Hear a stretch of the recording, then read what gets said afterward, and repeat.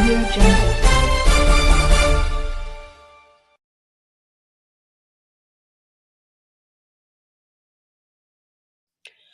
ଭୁବନେଶ୍ୱର ଓଡ଼ିଶା ସରକାରଙ୍କ ହସ୍ତତନ୍ତ ବୟନ ହସ୍ତଶିଳ୍ପ ବିଭାଗ ଆନୁକୂଲ୍ୟରେ ଚଳିତ ବର୍ଷ 20ତମ ଭବ୍ୟ ତୋଷାଳୀ ସ୍ୱଦେଶୀ ମେଳା ଚଳିତ 14ରୁ 26 ଫେବୃଆରୀ ପର୍ଯ୍ୟନ୍ତ ସ୍ଥାନୀୟ ଜନତା ମଇଦାନଠାରେ ଆୟୋଜିତ ହେବାକୁ ଯାଉଛି। ଏହି ଅବସରରେ ଆଜି ସ୍ଥାନୀୟ ଗୀତଗୋବିନ୍ଦ ସଦନ ପରିସରରେ ଆୟୋଜିତ ସାମ୍ବାଦିକ ସମ୍ମିଳନୀରେ ରାଜ୍ୟ ସମବାୟ ବୟନ ଶିଳ୍ପ ହସ୍ତତନ୍ତ ଓ ହସ୍ତଶିଳ୍ପ ବିଭାଗ ମନ୍ତ୍ରୀ ପ୍ରଦୀପ ବଳସାମନ୍ତ, ବିଭାଗୀୟ କମିଶନର ତଥା ଶାସନ ସଚିବ ଗୁହା ପୁନମ ତାପସ କୁମାର, ଅତିରିକ୍ତ ଶାସନ ସଚିବ ପ୍ରତାପ ଚନ୍ଦ୍ର ହୋତା, ବୟନିକା ପରିଚାଳନା ନିର୍ଦ୍ଦେଶିକା ନିବେଦିତା ପୃଷ୍ଟି, ବୟନଶିଳ୍ପ ଅତିରିକ୍ତ ନିର୍ଦ୍ଦେଶକ ସୂର୍ଯ୍ୟନାରାୟଣ ପଟ୍ଟନାୟକ, ଯୁଗ୍ମ ଶାସନ ସଚିବ ମମତା ନାୟକ ପ୍ରମୁଖ ଯୋଗଦେଇ ବିସ୍ତୃତ ସୂଚନା ପ୍ରଦାନ କରିଛନ୍ତି। ଚଳିତ ବର୍ଷର ଥିମ୍ ରହିଛି ସ୍ୱଦେଶୀ ଓ ଆତ୍ମନିର୍ଭର ଭାରତ।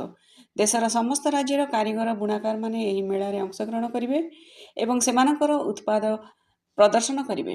ଏହି ମେଳାର ଲକ୍ଷ୍ୟ ହେଉଛି ବୁଣାକାର ଏବଂ ହସ୍ତଶିଳ୍ପ କାରିଗରମାନଙ୍କ ଦ୍ୱାରା ପ୍ରସ୍ତୁତ ସାମଗ୍ରୀ ବିକ୍ରି ନିମନ୍ତେ ଆବଶ୍ୟକୀୟ ବଜାର ସୃଷ୍ଟି କରି ସେମାନଙ୍କୁ ସ୍ୱାବଲମ୍ବୀ କରିବା, ଭାରତୀୟ ପାରମ୍ପରିକ ହସ୍ତଶିଳ୍ପ ଏବଂ ହସ୍ତତନ୍ତ ଶିଳ୍ପର ସଂରକ୍ଷଣ କରିବା, ଆଲୋଚନା ଚକ୍ର ମାଧ୍ୟମରେ ରାଜ୍ୟରେ କାର୍ଯ୍ୟରତ ଶିଳ୍ପୀ, କାରିଗର, ବୁଣାକାର, ବିଶେଷଜ୍ଞ, ସରକାରୀ ଅଧିକାରୀଙ୍କ ମଧ୍ୟରେ ଅନୁଭବ, ଅଭିଜ୍ଞତା, ଜ୍ଞାନ ଓ ଭାବର ଆଦାନ ପ୍ରଦାନ ପାଇଁ ସୁଯୋଗ ସୃଷ୍ଟି କରିବା, ଜୀବନ୍ତ ପ୍ରଦର୍ଶନୀ ମାଧ୍ୟମରେ ବିଭିନ୍ନ ସାମଗ୍ରୀ ପ୍ରସ୍ତୁତିର କୌଶଳ ଏବଂ ସୃଜନାତ୍ମକ କଳା ସମ୍ପର୍କରେ ବ୍ୟାପକ ସଚେତନତା ସୃଷ୍ଟି କରିବା, ଦେଶ ତଥା ରାଜ୍ୟର ସ୍ୱଦେଶୀ ଉତ୍ପାଦନର ଚାହିଦା ବୃଦ୍ଧି କରିବା।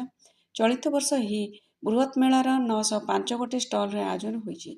ଭାରତ ସରକାରଙ୍କ ହସ୍ତଶିଳ୍ପ ବିକାଶ ଆୟୁକ୍ତଙ୍କ ପ୍ରାୟୋଜିତରେ ବିଭିନ୍ନ ରାଜ୍ୟରୁ 150 ଗୋଟି ଷ୍ଟଲରେ ହସ୍ତଶିଳ୍ପ କାରିଗର ଏବଂ ହସ୍ତତନ୍ତ ବିକାଶ ଆୟୁକ୍ତଙ୍କ ପକ୍ଷରୁ 50 ଷ୍ଟଲରେ ବୁଣାକାରମାନେ ସେମାନଙ୍କ କଳା ପ୍ରଦର୍ଶନ କରିବେ। ସେହିପରି ରାଜ୍ୟ ସରକାରଙ୍କ ହସ୍ତଶିଳ୍ପ ନିର୍ଦ୍ଦେଶାଳୟ ଏବଂ ହସ୍ତତନ୍ତ ଓ ବୟନଶିଳ୍ପ ନିର୍ଦ୍ଦେଶାଳୟର ପ୍ରଯୋଜନାରେ କାର୍ଯ୍ୟକ୍ରମରେ 281 ଜଣ କାରିଗର ଓ 150 ଜଣ ବୁଣାକାର ସେମାନଙ୍କର ଉତ୍ପାଦ ଷ୍ଟଲରେ ପ୍ରଦର୍ଶନ କରିବେ। ଅଣୁ, କ୍ଷୁଦ୍ର ଓ ମଧ୍ୟମ ଉଦ୍ୟୋଗ ବର୍ଗର ଯଥା ବିଦ୍ୟୁତ୍ ଉପକରଣ, ବ୍ୟାଙ୍କିଂ ଓ ଆର୍ଥିକ ସେବା, ଅଟୋମୋବାଇଲ, ଗୃହ ଉପକରଣ ତଥା ଦୈନନ୍ଦିନ ଜୀବନ ଆବଶ୍ୟକତା ଆସୁଥିବା ଘରକରଣା ଜିନିଷପତ୍ର ଇତ୍ୟାଦି 200 ଗୋଟି ଷ୍ଟଲରେ ପ୍ରଥମ ଥର ପାଇଁ ଉପଲବ୍ଧ ହେବ। 60 ଗୋଟି ଷ୍ଟଲରେ ଦର୍ଶକମାନେ ସ୍ୱଦେଶୀ ଖାଦ୍ୟର ସ୍ୱାଦ ଚାଖିବେ। ବୟନିକା, ସମ୍ବଲପୁରୀ ବସ୍ତ୍ରାଳୟ, ରେଶମ ଓଡ଼ିଶା, ଉତ୍କଳିକା 4 ଗୋଟି ଷ୍ଟଲରେ ସେମାନଙ୍କ ଉତ୍ପାଦ ପ୍ରଦର୍ଶନ କରିବେ। ବିଭାଗର ପ୍ରମୁଖ ଅନୁଷ୍ଠାନ ଯଥା ସିଡାକ, ସାଧକ ଷ୍ଟଲ ମାଧ୍ୟମରେ ସେମାନଙ୍କର ସ୍ୱତନ୍ତ୍ର କାର୍ଯ୍ୟକ୍ରମ ଯଥା ହସ୍ତଶିଳ୍ପ ଓ ହସ୍ତତନ୍ତ କାରିଗରମାନଙ୍କୁ ପ୍ରଦାନ କରାଯାଉଥିବା ସେବା ସମ୍ପର୍କରେ ପରିଦର୍ଶକଙ୍କୁ ଉପସ୍ଥାପନ କରିବେ। ହସ୍ତଶିଳ୍ପ, ହସ୍ତତନ୍ତ, ବୟନ ଏବଂ ରେଶମ କ୍ଷେତ୍ରକୁ ନେଇ ପୃଥକ ପୃଥକ ଭାବେ 3 ଗୋଟି ଥିମ୍ ପ୍ୟାଭିଲିୟନ ପ୍ରସ୍ତୁତ ହୋଇଛି। ଏହି ଥିମ୍ ପ୍ୟାଭିଲିୟନରେ ରାଜ୍ୟ ସରକାରଙ୍କ ବିଭିନ୍ନ ସରକାରୀ ଯୋଜନାର ସଫଳତା ଏବଂ ଘୋଷଣାନାମା ଓ ନୂତନ ପଦକ୍ଷେପ ସମ୍ପର୍କରେ ପ୍ରଦର୍ଶିତ ହେବ। ଏହା ସହ ଲାଇଭ୍ ଡେମନଷ୍ଟ୍ରେସନ ବା ଜୀବନ୍ତ ପ୍ରଦର୍ଶନୀର ବ୍ୟବସ୍ଥା କରାଯାଇଛି। ଫେବୃଆରୀ 24 ତାରିଖରେ ସ୍ଥାନୀୟ ସିଡାକ କଳାଭୂମି, ଗଣ୍ଡମୋଡା, ଖଣ୍ଡଗିରି, ଭୁବନେଶ୍ୱରଠାରେ 1000 ଟେରାକୋଟା ଶିଳ୍ପୀଙ୍କ ମଧ୍ୟରେ ବିଶାଳ ଟେରାକୋଟା କୃତି ପ୍ରସ୍ତୁତି ପ୍ରତିଯୋଗିତା ଆୟୋଜନ ହେବ। ଦିବା 1 ଘଣ୍ଟିକା ଠାରୁ 2 ଘଣ୍ଟିକା ପର୍ଯ୍ୟନ୍ତ ଏହି ଅପରାହ୍ନ ଏବଂ ଅପରାହ୍ନ 4 ଘଣ୍ଟିକାରୁ ରାତ୍ର 10 ଘଣ୍ଟିକା ପର୍ଯ୍ୟନ୍ତ ମେଳା ଚାଲୁ ରହିବ। ଖରାକୁ ଦୃଷ୍ଟିରେ ରଖି ଦିବା 2 ଘଣ୍ଟିକାରୁ ଅପରାହ୍ନ 4 ଘଣ୍ଟିକା ପର୍ଯ୍ୟନ୍ତ ମେଳା ବନ୍ଦ ରହିବ। ପ୍ରତ୍ୟେକ ଦିନ ସନ୍ଧ୍ୟା 6 ଘଣ୍ଟିକାରୁ ରାତ୍ର 9:30 ଘଣ୍ଟିକା ପର୍ଯ୍ୟନ୍ତ ପାରମ୍ପରିକ ସାଂସ୍କୃତିକ କାର୍ଯ୍ୟକ୍ରମ ଯେପରି ଓଡ଼ିଶୀ, ଗୋଟିପୁଅ, ଓଡ଼ିଶା ତଥା ଭାରତବର୍ଷର ବିଭିନ୍ନ ପ୍ରାନ୍ତ ଅନୁପ୍ରାନ୍ତରୁ ସୁନାମଧନ୍ୟ କଣ୍ଠଶିଳ୍ପୀ ଲୋକନୃତ୍ୟ ଏବଂ ଲୋକକଳା ପରିବେଷଣ କରିବେ। ରାଜ୍ୟର ସମୃଦ୍ଧ ହସ୍ତତନ୍ତ ଓ ହସ୍ତଶିଳ୍ପକୁ ନେଇ ଫ୍ୟାସନ ଶୋ ମଧ୍ୟ ଆୟୋଜନ କରାଯିବ, ଯେଉଁଠି ସୁନାମଧନ୍ୟ ମାଷ୍ଟର ଡିଜାଇନର ଏବଂ ମାଷ୍ଟର ବୁଣାକାରମାନେ ପ୍ରଥମ ଥର ପାଇଁ ଏଥିରେ ଅଂଶଗ୍ରହଣ କରିବେ।